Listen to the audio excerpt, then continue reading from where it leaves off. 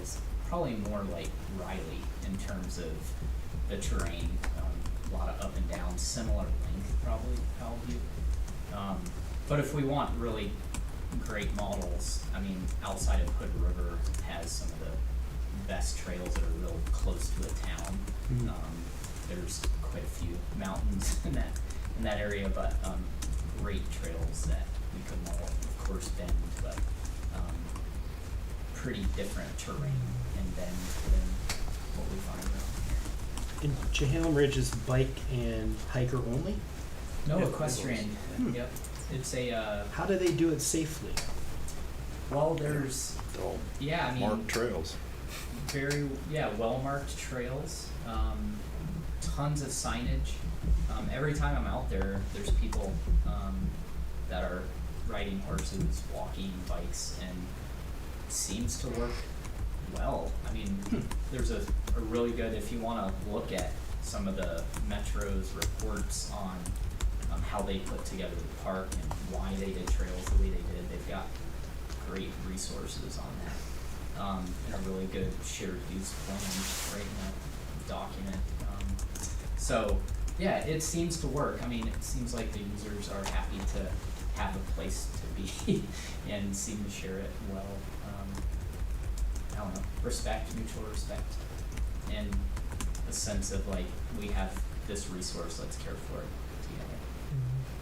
A lot of the Hood River trails are mountain bike, horse, and motorcycle.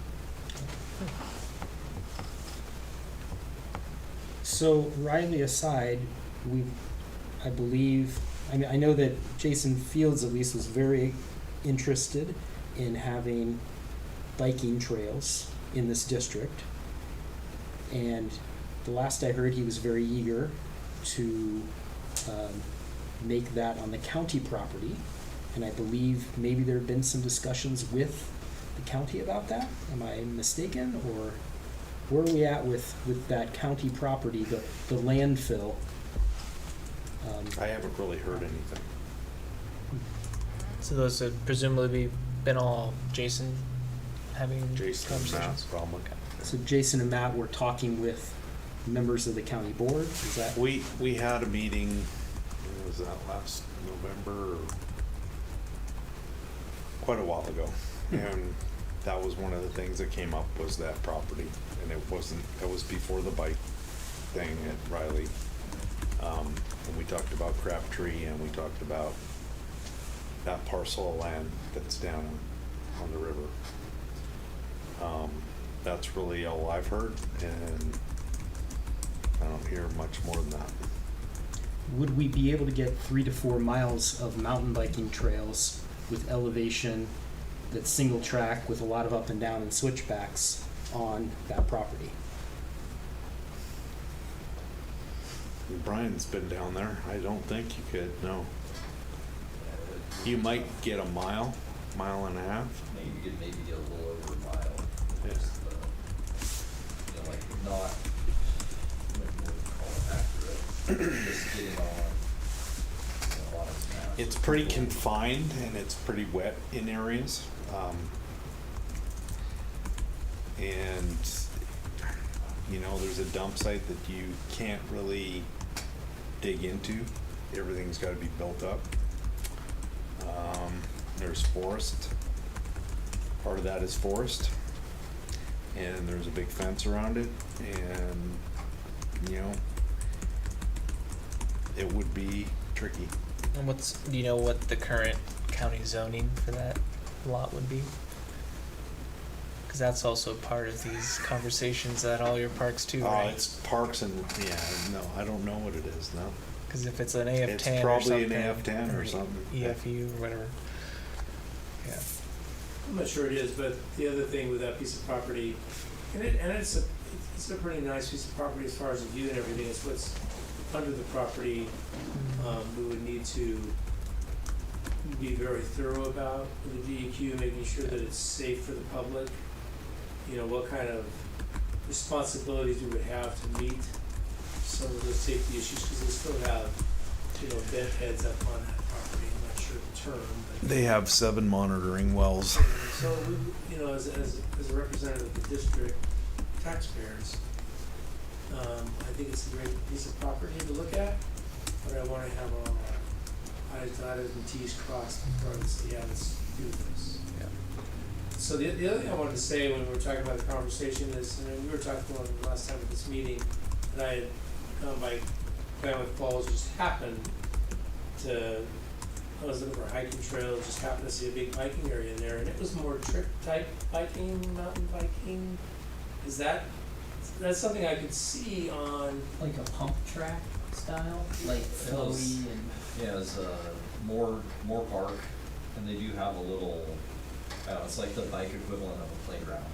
So like a small area with some little, pretty safe platform jumps that step down, Like Gateway Green. jumps, yeah. Gateway Green. I don't know how small it was, it looked like it was pretty, there were a lot of trails all over, and maybe those were doing other Well, things. Yeah, like, but they had that kind of playgroundish area with the jumps. Yeah. Like had the drop downs, some big bird corners, and a few tabletops. And then there's a lot of trail, I don't know how much Right. is in the, like, the park itself, I think it abuts some, I don't know if it's national. There's some private property up there too. But there's a lot of trail in that park, plus the little play area, bike fun area. I think that's an important part of this discussion is that there are different types of biking. I think maybe the board isn't quite aware of the wide spectrum of uses for bike and the different types of trails we need. Like it's one, I do think we need some off-street trails just for kids to be on a nice paved little thing to get from one area of town to the other, or just to practice their bike skills. But mountain biking's different, pump tracks are different, BMX is different, gravel biking's different. So it sounds to me like the county property wouldn't be ideal for this mountain biking group that was satisfied with what they had at Riley. So my interest, I guess, partially is to find something they would be satisfied with, since we've taken away Riley and they were happy with that for at least a couple years. Are there CPRD lands that were bequeathed to the CPRD up in the hills that are unused? I feel like when I'm on Onyx Hunt, I look around, there's little plots of land, of public land, some of them CPRD, otherwise, like, do we have, have we looked at There's some of only those? one that I know of, and that's, I showed Brian that, it's up on Chehalem Drive. That's the one I'm thinking of, yeah, I don't know There's how. 17 acres up there. Okay. Is that enough to get 3 to 4 miles of Well, mountain that biking includes trail? 1 acre for a house, so. Yeah, it's It's how many acres total? 17. 17 minus 1? But the other issue that people don't think about a lot of times is the infrastructure of that property is where are you gonna park everybody? Yeah. How much of that space would be taken for parking? That's a big deal. And so, you need to, when we look at properties, you need to take that into consideration. And that would take away, I'm not sure how much of that property. All of it, pretty much. All of it for parking? Well, no, he'd probably have at least, another half acre of it. Okay. So we're down to about 15 acres then. Can you fit 3 to 4 miles of bike trail in 15 I don't know, acres? can you? Resident bike folks, thoughts? Maybe like a corn maze. Yeah. Be a corn maze, okay. A labyrinth. A bicycle labyrinth. Basically be spinning from the top all the way You down. can high five each other as you're going back, switchbacks, got it. Okay.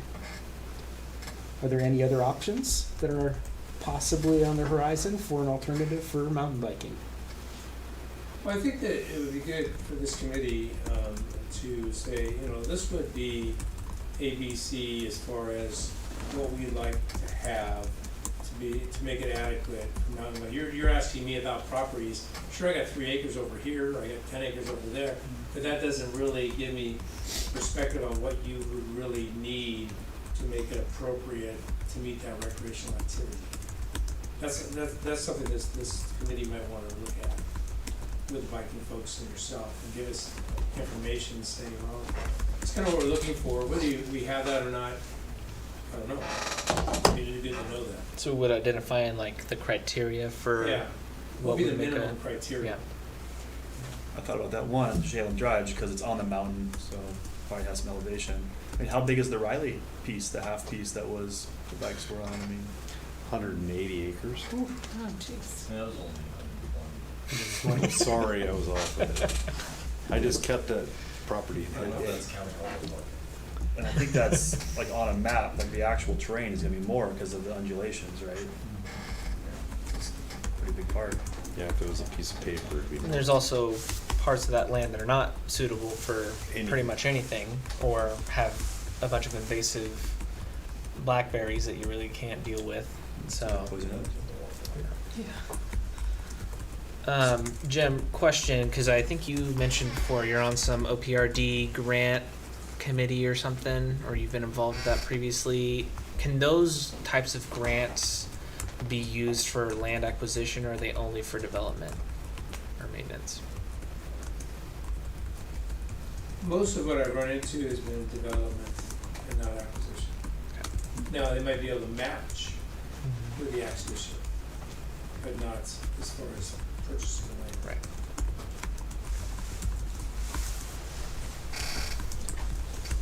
Well, I think getting to minimum requirements would be helpful.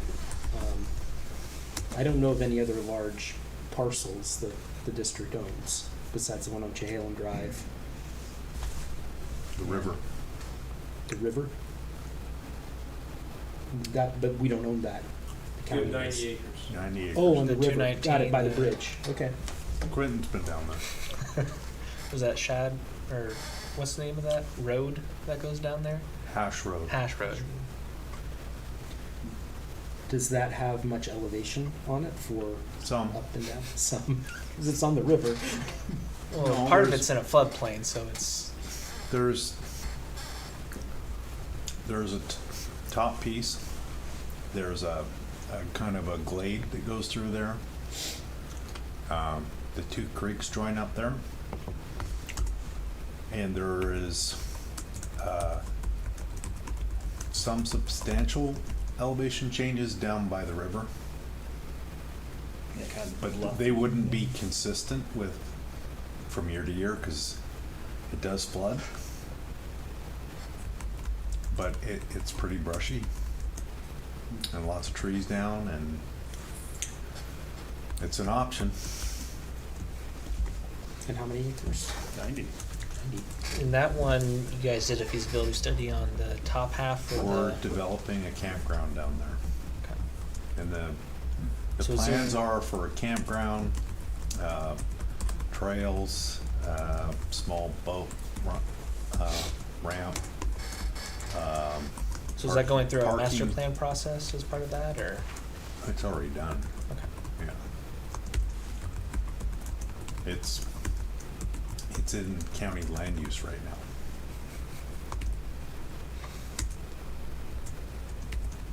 So that And it property is is E- in land it use. is EF 80, Okay. just to let you know that. Are you having to go through to try and switch that over to parkland or whatever? Mhm. What's the timeline on that process and then potential development? I mean, is it 5 years out? I don't know. The difficult part with that property, just to be, clear, is that it's a difficult entry to the property for automobiles. And because you don't know where the property is, where you're coming up, like you cross the bridge and you're coming up Top of the hill. into Newbury and you hit the top of the hill there, that's the entrance. So right there It's is kinda- is a very, very dangerous location for cars turning. So with ODOT and so on, it would be an expensive endeavor to make it practical for public to enter that way. Not impossible, but it would be expensive, and there'd be a lot of folks that would be involved in that decision making. Yeah, there'd be for the campground itself, just so to let you know, there'd be a a decel lane, an accel lane, and so, yeah, there's some development. Under the assumption that you go with that location, right? Because I know you guys have talked about trying to broker deals with other agencies to get There a was different location off of, was it Wilsonville or something? 2016, the city was going to annex some property to the east of 219, which would have tied on to Wilsonville Road, and they could have developed a road that went to that property. But at this point, they haven't, and I've heard recently that they might, but again, that's a 5-year process. And those lands are all farm and forest. So what I'm hearing is that at least the options that are somewhat readily apparent to us, those options are 3 to 5 years off for opening up bike access. We're 3 to 5 years off. So that brings us back to Riley with a possible recommendation to the board to come up with some sort of stopgap solution during those 3 to 5 years while some other facility is developed. Unless they have some understanding of the property down by the river. I do think to Jim's point, that does present a lot of liability also, just from in development. I can speak to building on a landfill from where I work, and I'm lobbying or advocating tomorrow for $24 million from the state, which is like, I think, a third of what we've asked for over the lifetime of owning the property. And you know, we're building buildings, which takes a different level of remediation, but we had to take on liability of that property from the county, in which that they gifted to us for $1. So to your point, there's a lot of other things that even if you acquire that property today, like you've still got 5 years with DEQ and EPA, all your development costs, I mean, those are in the millions. If you're probably still a few million if you're going to cap it or do whatever you need to do, because I don't know what kind of landfill it is, but It's already capped. okay. The cap needs to be maintained, and plant materials have to be sustainable on it, and you can't stick anything in the ground. You can't plant a tree. You can't do anything. You can't dig a hole, basically. So as far as grading goes, you're pretty limited You anyways. build it up. Mhm. The only thing you can do is build it up. We talked to them about, building a sports facility down there. As long as it's retained and built up, they're good with that. They just do not want you to dig into it.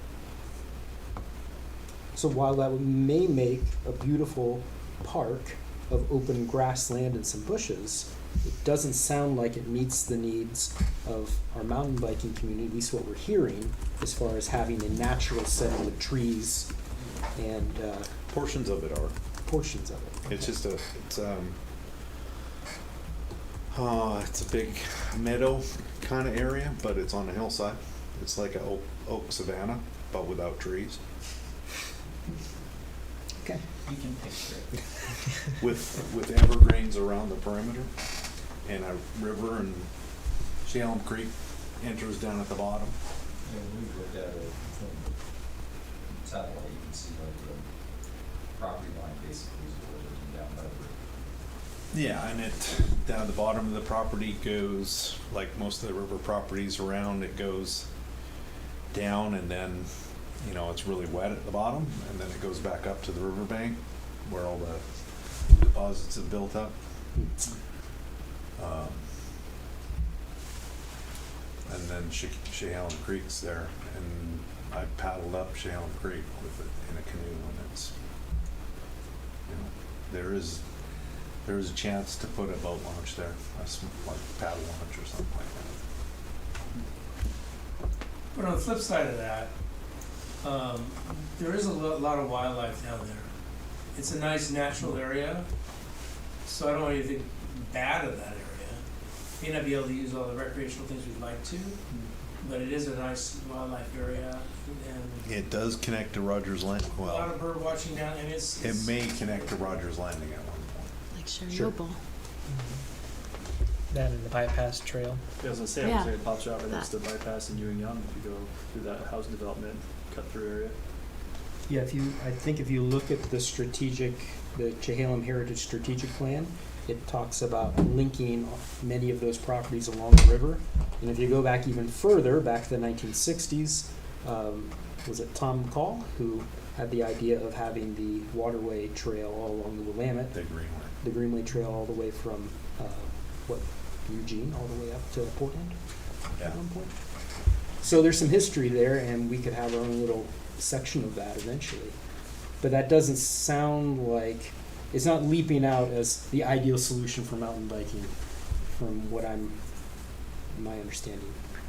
Well, I don't think the terrain that we have as a district, other than the Riley property, really lends itself to what you guys want to do.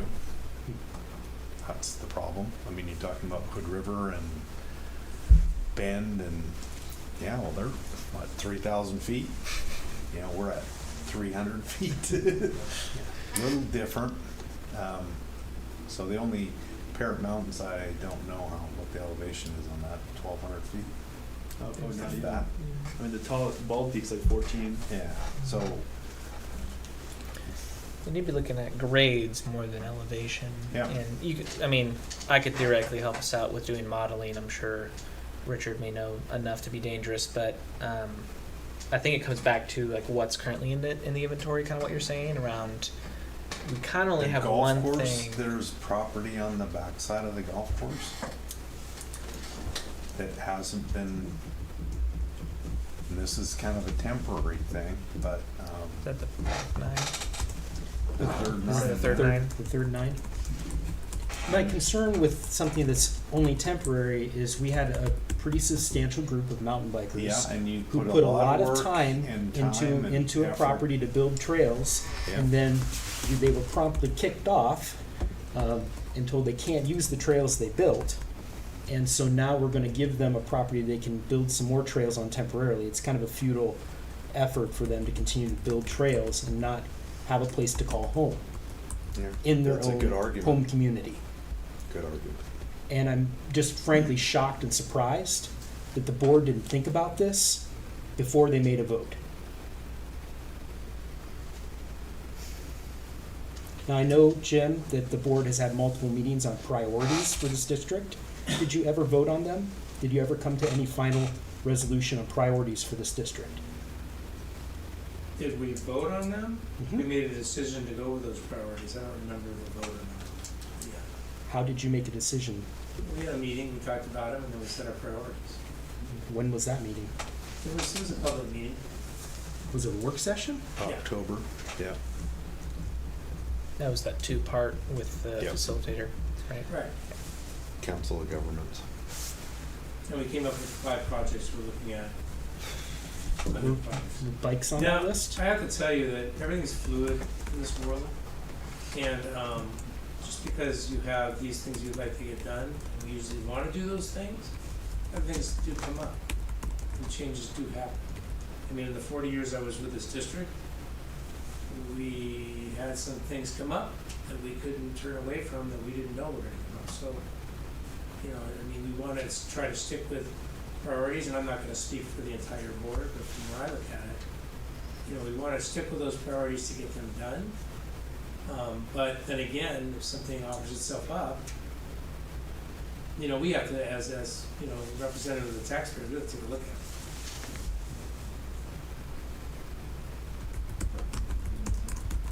Hmm?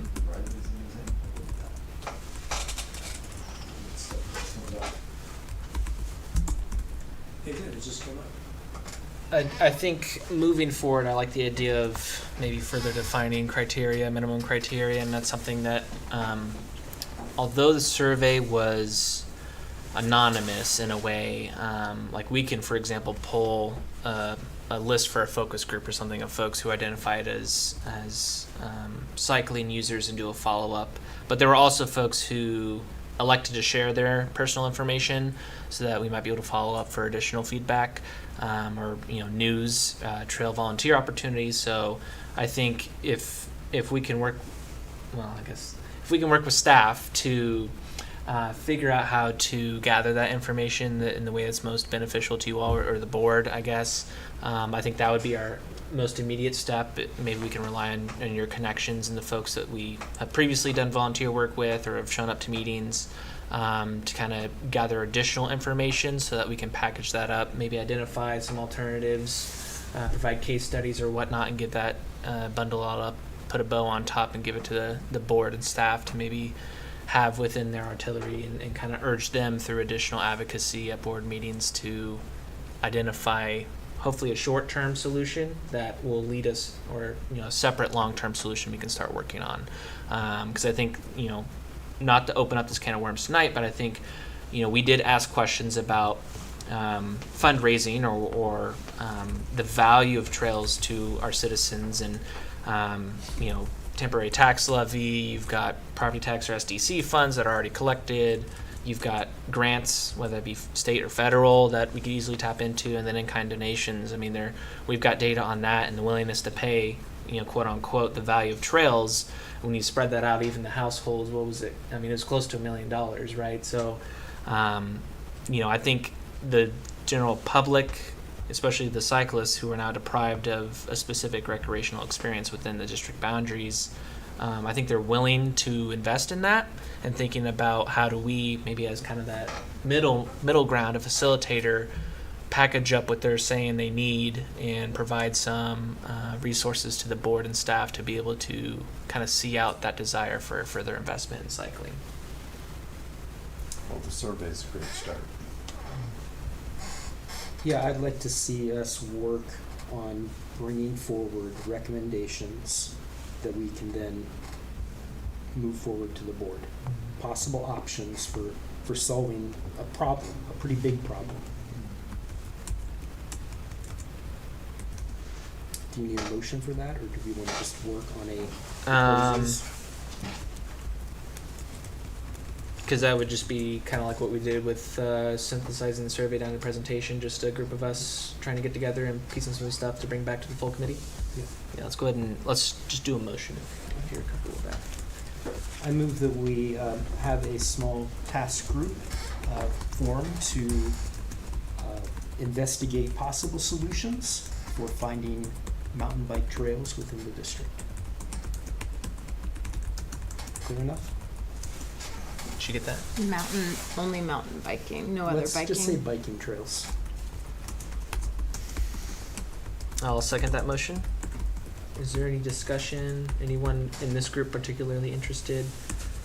I don't think we need too many folks because we'd really just be fact gathering or need gathering. 3 folks probably would be plenty. Are you volunteering yourself?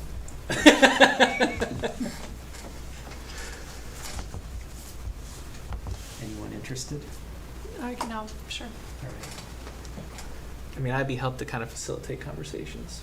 Of course, there's other members who aren't I here was gonna as say, well. do we need to but- designate this now? Should we- No, I was just trying to, before we vote, just to see, even if in the room there was. I would pitch interest. in if no one else wanted to volunteer. Okay. Any additional comments? All right, all in favor? Aye. Okay. Any opposed? Passes.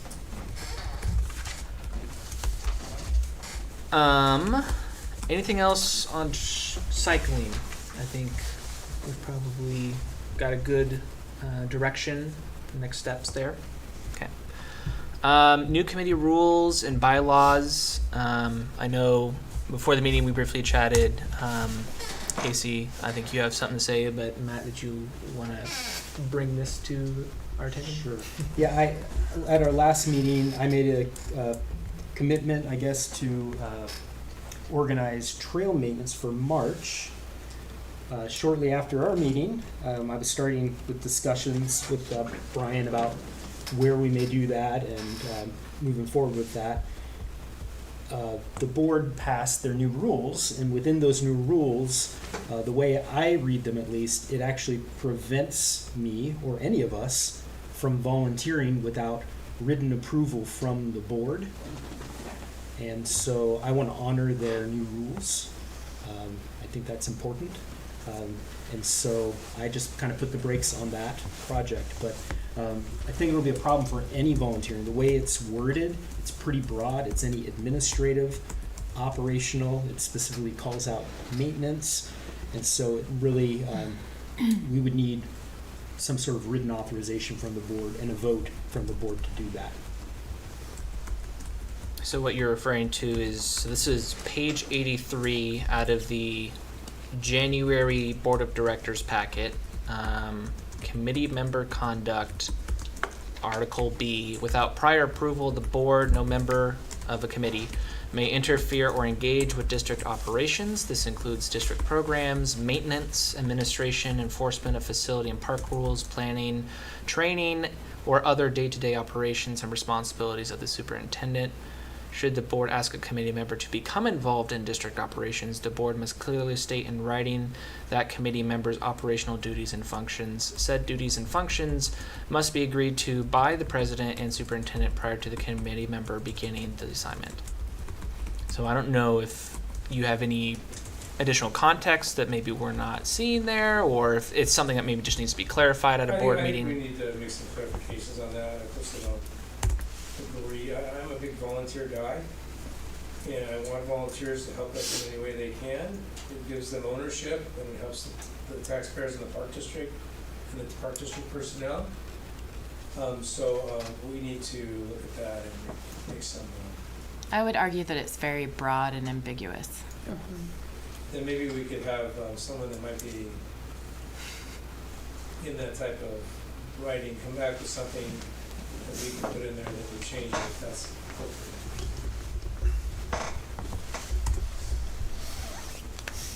Yeah, it puts a wrench in things such as even, I mean, it's so broad that, someone couldn't be a basketball or soccer coach and be on Maybe a the committee. word should be interfere and not involve. Yeah, I think it could be left to interfere, and then the superintendent or the president or the board could make a decision, just like you have in previous instances where there's been interference. You've Yeah, I'm made looking at a decisions. staff level, not at board level. Yeah. I'm not interested as a board member saying, no, Brian, you can't have those guys work out there because, Right. he's wearing a green hat. I don't want to go there. So it's like, We're under direction from Dawn, Sure. but Dawn's under direction from the board, so. so if we could change The the board doesn't really technically talk to staff, they talk to Dawn. Right. That's kind of how things work, so. Yeah, and I can see where that clause is very important. I think this was lifted, if I'm reading it correctly, is lifted directly from the board policies and then kind of rewritten for committees. It makes perfect sense for a board to have more of a hands-off approach to the operations, but when it comes to volunteer committee members who don't have any say in personnel issues or financial issues, they don't. we have literally no power other than to recommend. To put that type of rule in there to prevent us from volunteering, or at least to put a major barrier into volunteering. I mean, it's slowed us down for March. I don't think we're gonna have time between their meeting, let's say that they do approve us organizing that, we just won't be able to do it. So we have to wait till, the next time around. And part of our purpose in our bylaws and from the original charter from the board and staff is Was to to help work to provide- create a volunteer base and network for trail maintenance. Yeah. So Yeah. So it goes directly against your charter. Yeah, and Which so the board, did they approve that? they Yes. Well, it So the question is potentially what- could. It's too broad to tell. did. The question is what stands? Is it our old charter and our old bylaws that were approved by the board, or do these new rules supersede? Another question is when they go in effect. And there's a couple other errors and questions in there, such as our term now is limited to 2 years, when originally we were brought on for 3 years. Well, 2 years is up, we're done. Well, you're all So- volunteers. Right. or you talked about retroactively having us reapply, but to stay on for another appointment or continuing an appointment or something. So I think some additional clarity for us might be helpful. And I think that was something from the board meeting, is that some other committees I think were also struggling with how to take this and then continue to go about their business. So Yeah, maybe I we mean, can ask for some the additional board- clarification. The board is welcome to do, the board, it's within their power to do whatever they want. But Jim, I would just encourage you to relay to the board. It would be very helpful to run these things by the committees or the volunteers or the public or the staff before they make a decision. Just going off and making a decision without doing some of that initial consultation work really starts to cause messes behind those actions that then everyone's scrambling to pick up. There's a lot of reasons why the board made these decisions. To try to give a little more organizational control of each one of those committees, because they were having problems within the committees. I'm not saying this is going to be specific, but I'm just saying that, yeah, I agree there needs to be some changes, and I will bring it up. Thank you. So I guess we're in a holding pattern as far as that goes until Well, we hear back from the board. You were looking at me concerning some of the changes you could make that make it a little more plain for volunteers.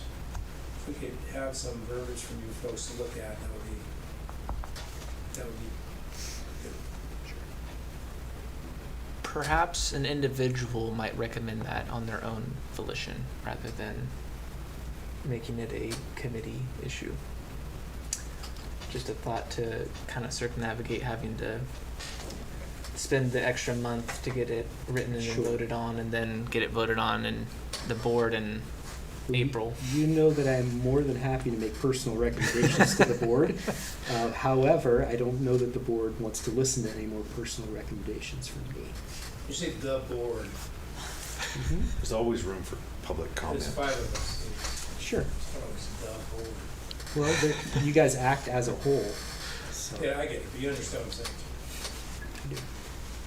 And I have a suggestion, if we can't do it in March, Earth Day is in April, so that might be a possibility as a backup. And there's always National Trails Day in June.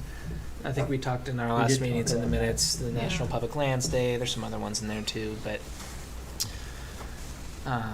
for example, the survey was something that was a very specific project, had staff support, funding. We're finishing up that charge to us, that temporary charge, with the presentation next month, and then that becomes accessible to us to continue doing what we're supposed to be doing, which is recommendations within our own meetings and our own research. It's the challenge of that staff component, which is where the volunteer work really comes into play, because obviously there's tools, there's scheduling, you operate the park, there's rules with that, liability. So I think definitely trying to find some language that would enable us to do that and maybe still makes them feel comfortable with the confines of our responsibilities. But Well, another example is Quinn and I, in one of our previous committee meetings, Quinn and I were delegated to help out with the CPRD trail portion of their website.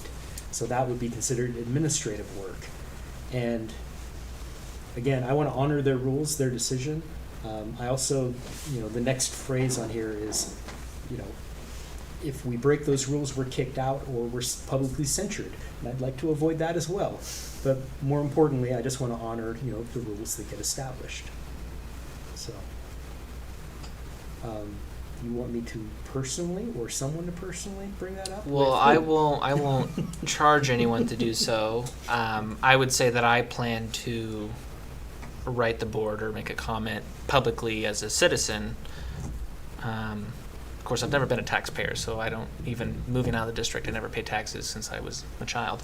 But I will plan to speak as an individual to bring this to their attention. And you always got your lawyers there now at the meeting, so maybe they can also help in just kind of figuring out whatever language might be suitable that we can, as individuals, maybe bring to them at the next meeting or whatnot. That's something that could be easily dealt with. But even if we were to take this as a committee, we're waiting for a vote until April, and then you've got Earth Day already on your feed, and then June is also a tight turnaround. I'm thinking about that, but Well, I don't want to bog down this committee by rewriting committee rules for all of CPRD. They really need a special policy group that looks at all their policies possibly to do that. That's outside the scope of what we should be doing. So, did you want to share what you were talking with me about at the part of the meeting? About the emails. Yeah. Yeah. Was brought to our attention that if you use personal emails in a committee, that they may be subject to public records requests. And so Richard and I had a discussion on how to provide committee members with district emails. So that will be brought up in the next board meeting for all committee members. We do provide emails for all our board members, and if they want to treat committee members like board members, then that should be the way to go. And those are Gmail, Google Suite accounts, is that right? No. What are They're- they? Office, they're Outlook. Microsoft? Yeah, Okay, Microsoft. because the other, I mean, we have a group workspace, I don't know, a folder that we have all of our documents in, right? And that was also subject to a public records request, so just thinking about, that might also lend for a good opportunity to consolidate any documents so that staff have easy access and it's controlled by the district, easy transfer of ownership and stuff like that. If that's Yeah. part of that, I think that would be a good thing to really consider. Yeah. Because then you got SharePoint, Teams, or things like that that you can manipulate within Microsoft ecosystem. Yeah.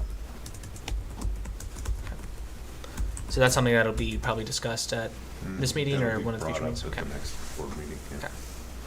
Cool. Will we need to rework our bylaws to be in compliance with the new committee rules? I don't pass? think you should Mhm. right now. No. I think they need to straighten out their rules first. Okay. And ultimately, anything that the board hands down that overwrites those, it takes precedent. I Sure. think there's something in there that says something to the matter of that. So for us with our own bylaws, if the board says something that's in violation of that, and it's through a vote and policy, then ultimately we're going to follow the board's rather than our own. So updating, I think, Absolutely. maybe get some more clarity that might lend us to be able to do so in the future. But anything else for the good of the order? All right. I did want to mention, I know, Bob, I think you joined us. Yep, there you are. Bob, in email communication with me today, mentioned also looking at neighborhood trails. And I think that was certainly something that was one of the 5 kind of major themes out of the survey. And I think that, we talked at good length about cycling today. I think trying to pencil in where we might be able to devote additional energy in supporting improvements with neighborhood trails, whether that be just kind of figuring out similarly, looking at the data from the survey, or, Bob, if you have anything specifically, what areas we might be able to further that discussion. Did you have any comments around that? Yeah, I was just in the process of writing you a note, ask maybe if we could have some time put aside at one of our next meetings to talk about people's specific activities and interests in their neighborhood trails. And I have one that I'm interested in, and I know some other people had originally some that they were interested in, and I think it would be good for us to give some more attention to this. Appreciate that. Yeah, and to clarify also, my role as chair, anyone is welcome to put something on the agenda. I get it all together and send it out within that 24, 48-hour period. So as folks have things, and I can start asking rather than expecting folks to just come forward. But if there are things we want to discuss, please bring them to the attention of the group. I think we've had a few instances of that. I think you were gone at one meeting that you had something you wanted to talk about, and then we did end up circling back. So the committee members themselves, we create collectively the agenda. So if there are things we want to discuss, 100% send me a note, and I just put it into a Google Doc and send it to everybody. So, but I appreciate you mentioning that to me, Bob. Okay. All right. Anything else from staff or Jim? Everyone can go home to their sweethearts and their family. I got a motion, right? I move the motion to adjourn today's meeting. Second. All those in favor? Aye.